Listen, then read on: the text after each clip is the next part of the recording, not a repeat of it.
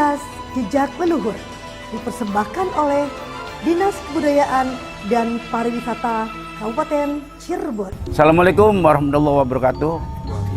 Salam sejahtera untuk kita semua.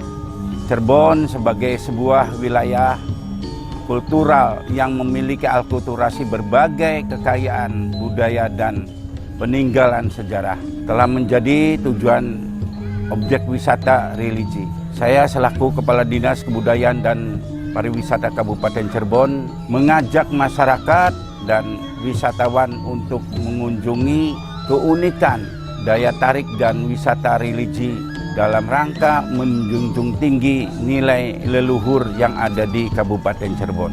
Dengan kerangka berpikir, kerangka langkah demi kemajuan kearifan lokal, Dinas Kebudayaan dan Pariwisata Kabupaten Cirebon mengadakan sebuah acara Napaktilas Jejak Leluhur sebagai penerus generasi dapat meneladani nilai-nilai leluhur di Kabupaten Cirebon khususnya dan Indonesia Nusantara pada umumnya.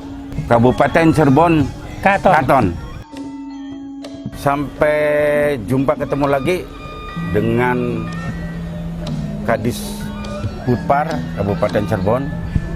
Sekarang kami berada di Patilasan Gunung Jati.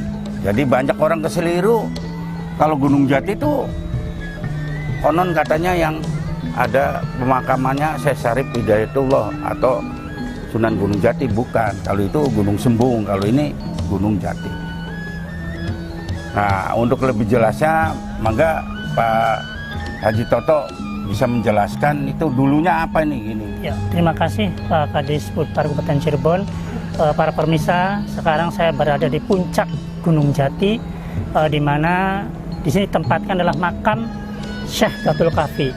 Pada masa Ki Ageng Tapa Kerajaan Singapura, beliau mendarat kurang lebih sekitar tahun 1420 untuk tinggal dan bermukim di Amparan Jati sekaligus mendirikan sebuah pesantren. Nah, sehingga Syekh Datul Kahfi merupakan guru besar daripada Pangeran Walangsungsang, Sunan Gunung Jati, seperti itu kira-kira. Nah, di sana di puncak ada yang namanya Pusar Bumi. Pusar Bumi itu adalah suatu tempat lokasi di mana para wali memberikan sidang. Sidang para wali itu namanya Pusar Bumi. Jadi kalau sekarang sih sekretariat. Nah, di sana juga di bawahnya ada yang namanya gua. Disebutnya gua Syekh Datul Kahfi karena beliau itu namanya aslinya adalah Syekh Idofi Mahdi dari Irak, Baghdad, ya, yang turun ke sini. Nah, lalu mendapat julukan Syekh Datul Kahfi karena beliau selama menjadi guru itu tinggalnya di dalam gua. Datul Kahfi itu suatu orang yang tinggal di gua. Juga mendapat julukan juga Syekh Nurjati karena beliau sudah memberikan pancaran keilmuan agama, sejatinya agama kepada semua orang. Jadi menjadikan Syekh Nurjati. Nama aslinya Syekh Idofi Mahdi. Demikian Pak Kadis. Itu seangkatan dengan yang di Kerawang, Syekh Kuro. Syekh Kuro lebih awal. Berdasarkan awal. Data yang ada, Syekh Kuro mendarat itu tahun 1416. Ya, kemudian disusul sama sini, Pak. Sekitar 1420 dan ada yang mengatakan 1419. Barangkali itu. Jadi di sini di puncak Gunung Jati. Nah, tadi sampaikan sama Pak Kadis betul bahwasanya di sana itu Gunung Sembung. Gunung Sembung itu merupakan pemakaman para raja-raja Cirebon. Kalau di sini hanya satu, yaitu Syekh Datul Kahfi atau Syekh Nurjati atau Syekh Idofi Mahdi yang menjadi guru besar pimpinan Cirebon. Adapun pemakaman umumnya di sini untuk masyarakat di bawah sekitar ya. Umum, iya. Kalau di sana khusus di Gunung Sembung adalah pemakaman khusus untuk anggota keluarga para sultan. Demikian Pak Kadis. Maka kita berlanjut ke pemakaman. Pada tahun 1419 Masehi dan bahkan ada yang berpendapat 1420 Masehi, mendaratlah rombongan ulama dari Timur Tengah, yaitu sebanyak 12 orang, tetapi ada naskah yang menyebutkan 22 orang, dan salah satu dari ulama itu bernama Syekh Idofi Mahdi yang berasal dari Baghdad, Irak. Nah, pada ketika mendarat di Pelabuhan Muara Jati yang dipimpin oleh Mangkubumi atau Ki Jumajan Jati, yaitu Ki Ageng Tapa. Beliau memiliki sikap yang terbuka, toleran, ya terhadap tokoh-tokoh yang hadir di Cirebon, karena memang Muara Jati adalah pusat perdagangan, pusat ekonomi, sehingga siapapun boleh masuk di sana. Nah, beliau atas izin Ki Ageng Tapa atau Ki Jemajan Jati dipersilakan untuk bermukim dan tinggal di amparan Muara Jati, dan bahkan beliau juga diperankan untuk mendirikan sebuah pesantren, yaitu dengan kenal Giri Amparan Jati. Inilah pemirsa, beliau wafat dimakamkan di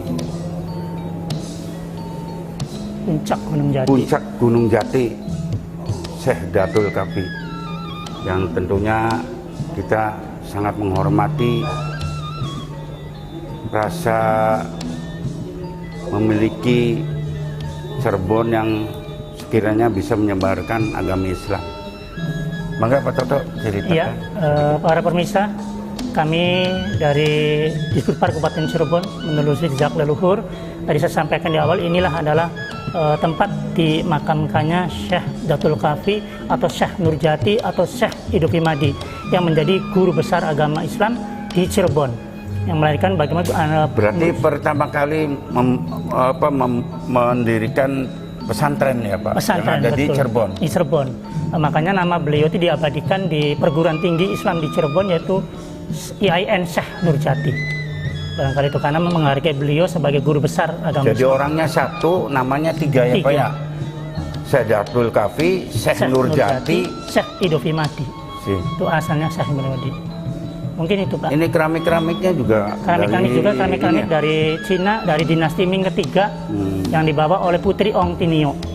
Salah satu bukti bahwasanya yang ini, tapi kalau yang ini bukan. Yang ditempel di tembok-tembok ini merupakan peninggalan atau yang dibawa oleh Putri Ong Tinio pada tahun 1481 ketika beliau datang dari Tiongkok menuju Cirebon. Maka Demikian. bisa lihat sekelilingnya.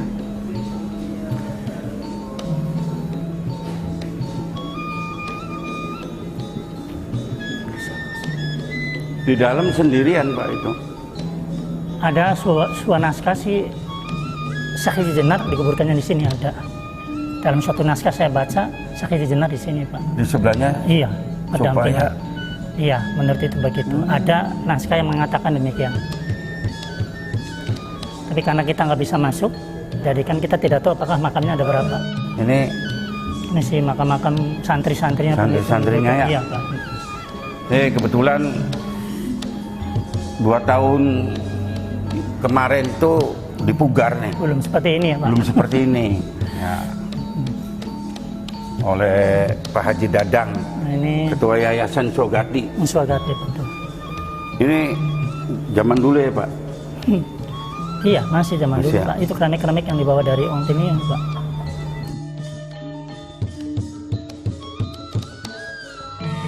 Kita set ke belakang ketika terjadi intrik politik ya antara Nyai Subang Larang dengan Prabu Siliwangi ataupun dari Nyai Kentring Manik Mayang Sunda yang notabene putra mahkota Surawisesa.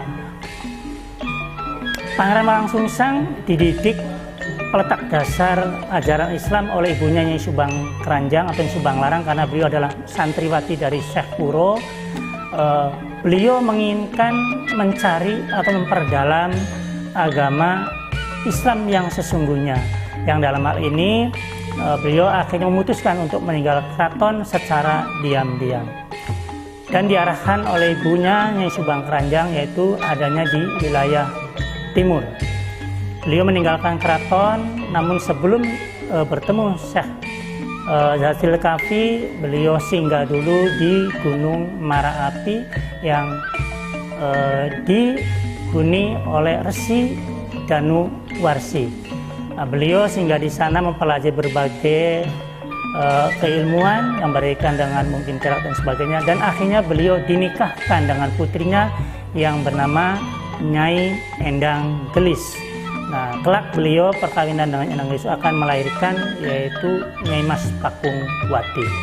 Nah, ketika Pangeran Malang Sungsang berada di Syekh Nurjati di Ki Danuwarsi, beliau disusul atau menyusullah adiknya yang bernama Nyai Mas Rara Santang.